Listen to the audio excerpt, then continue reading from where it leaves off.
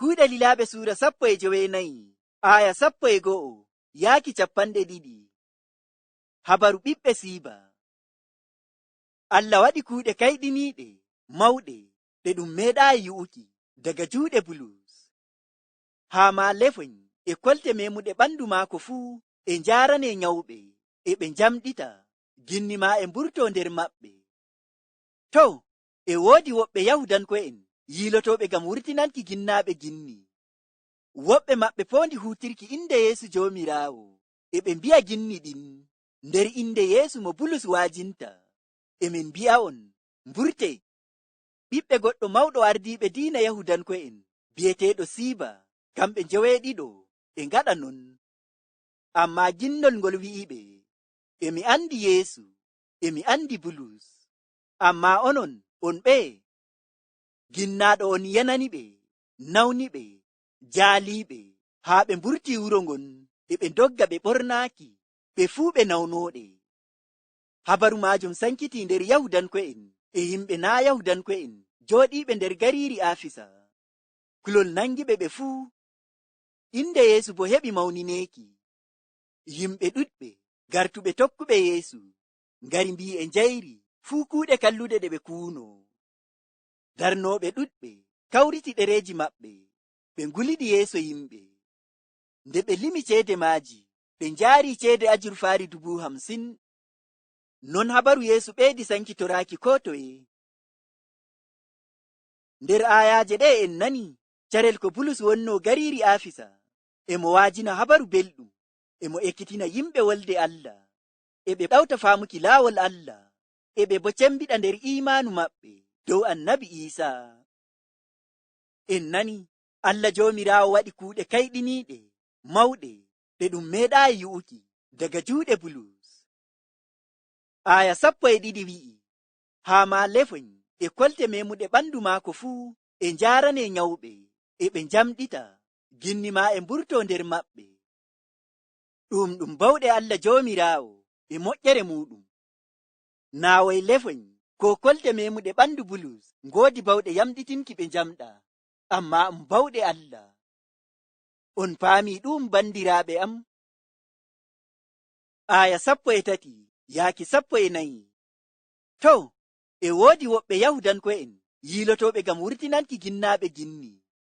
Woɓɓe maɓɓe poondi huutirki inde Yeesu Joomiraawo, e ɓe mbi'a ginni ɗin nder inde Yeesu mo Bulus waajinta.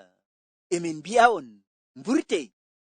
Ɓiɓɓe goɗɗo mawɗo ardiiɓe diina Yahudanko'en bi'eteeɗo Siiba, kamɓe njeweeɗiɗo e ngaɗa non. En nanii ɗo'o e woodi woɓɓe Yahudanko'en giilotooɓe e mburtinana ginnaaɓe ginni. Nde ɓe nani Bulus e huutira inde Yeesu Almasiihu, waato annabi Iisaa, e wurtina ginni, sey kamɓe ma ɓe poondi huutirki inde annabi Iisaa ngam wurtinanki ginnaaɓe ginni. E ɓe mbi'a ginni ɗin nder inde Yeesu mo Bulus waajinta. Emin mbi'a on, mburte. Ɗum e tabbitinana en ɓe e Yahudanko'en ɓe koolaaki annabi Iisaa warti kisnooɓe diga hakkeeji maɓɓe e kiita Allah gareeka nyalnde darngal. Ammaa e ɓe ngiɗi huutirki inde maako ɓe kuwa kuuɗe kayɗiniiɗe ngam yimɓe manta ɓe, ko mana ɓe, mawnina ɓe. Aya 15 wi'i, ammaa ginnol ngol wi'iɓe, emi andi Yeesu, emi andi Bulus. Ammaa onon, on ɓeye? Ɗo e tabbitinana en ginni ma e andi ko moye woni annabi Iisaa, e ɗi bo andi kuwanooɓe mo. Ngam non, to a tokkuɗo annabi Iisaa, ginnol e andi. To naa a tokkuɗo annabi Iisaa, ginnol ma e andi. Aya 11 ginnaaɗo on yananiɓe, nawniɓe, jaaliiɓe, haa ɓe mburti wuro ngon e ɓe ndogga ɓe ɓornaaki, ɓe fuu ɓe nawnooɗe.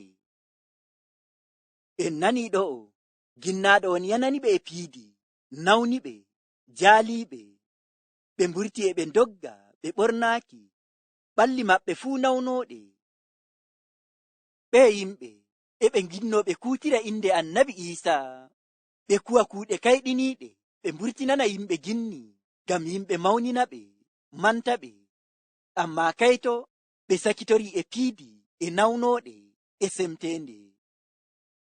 Aya 12 wi'i, habaru majum sankiti nder Yahudanko'en e yimɓe na Yahudanko'en jooɗiɓe nder gariiri Afisa. Kulol nangiɓe ɓe fuu, inde Yeesu bo heɓi mawnineeki. En nani nde yimɓe nani habaru ko waɗi, ɓe kuli, ɓe mawnini ko ɓe teddini inde annabi Isa. Wato ɓe paami inde annabi Isa na ɗum fii siido. Gam non ɓe teddini annabi Isa ko ɓe mawnini mo. Aya 13 yaaki 14 wi'i, yimɓe ɗuɗɓe gartuɓe tokkuɓe Yeesu ngari mbi e njayri fuu kuuɗe kallude ɗe ɓe kuuno. Darnoɓe ɗuɗɓe kawriti ɗereeji maɓɓe, ɓe nguliɗi yeeso yimɓe. Nde ɓe limi ceede maaji, ɓe njaari ceede ajurfaari 50,000. En nani yimɓe ɗuɗɓe kooli annabi Isa. Ɓe tuubi diga kuuɗe maɓɓe kalluɗe ɗe ɓe kuwayno ndenno. Ɓe tokki annabi Isa e ɓernde go'o e goonga. En nani haa e darnoɓe ɗuɗɓe tuubi kooli annabi Isa. Kamɓe ma ɓe kawriti ɗereeji maɓɓe ɗi ɓe kuutirayno gam raarnuki. Ɓe nguli ɗereeji ɗin yeeso yimɓe fuu gam tabbitinki ɓe tuubi e goonga. Ɓe tokki annabi Isa e ɓernde go'o. En nani ceede ɗereeji ɗin ngaɗi ceede ajurfaari 50,000, wato 50,000. Lallai ɓe yimɓe paami ko ɓe ngaɗayno ɗum wooɗa, ɗum karmini ɗum. Gam non ɓe tuubi, ɓe ali kuuɗe maɓɓe karminiiɗe, ɓe tokki annabi Isa e ɓernde go'o. Non amma bandiraawo am an hettindittoɗo, to a darnowo ko a huwa kuuɗe kalluɗe karminiiɗe, diga hande sey paama wiiki kuugal rannuki in karminingal.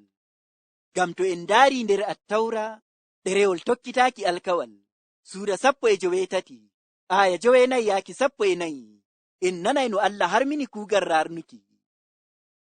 Gam non bandiraawo am, to a darnowo sey tuuba, ala ngal kuugal kallungal, to Allah hiitoma. Aya 20 wi'i, non habaru Yeesu ɓeedi sankitoraaki ko toye. Wato gada yimɓe ɗuɗɓe ali kuuɗe mu'en kalluɗe kolake annabi Isa, haa ma e darnoɓe ali kuuɗe mu'en karminiiɗe kolake annabi Isa. Non waɗi habaru maako sankiti ko toye nder leydi ndin. Wato ɓe yimɓe tuubuɓe kooli annabi Isa, kamɓe ma ɓe njaari habaru annabi Isa to bandiraaɓe maɓɓe. E non habaru annabi Isa sankiti ko toye nder leydi ndin. Bandiraawo am an hettindittoɗo habaru belɗum, sey koloɗa annabi Isa mo Allah liloyi gam hisnukima diga hakkeji maɗa e kiita Allah gareka nyalde darngal. Ala kuuɗe maɗa kalluɗe, tokka annabi Isa e ɓernde go'o gam keɓa nattuki wuro Allah wato aljanna. Amma to a wanyi tubuki diga kuuɗe maɗa kalluɗe karminiɗe, lallai hakkeji maɗa njarete halkere nder kiita Allah nder hiite jahannama. Gam non sey tuuba koloɗa annabi Isa gam kisa diga kiita Allah keɓa nattuki wuro maako wato aljanna. Gam non Allah yiɗi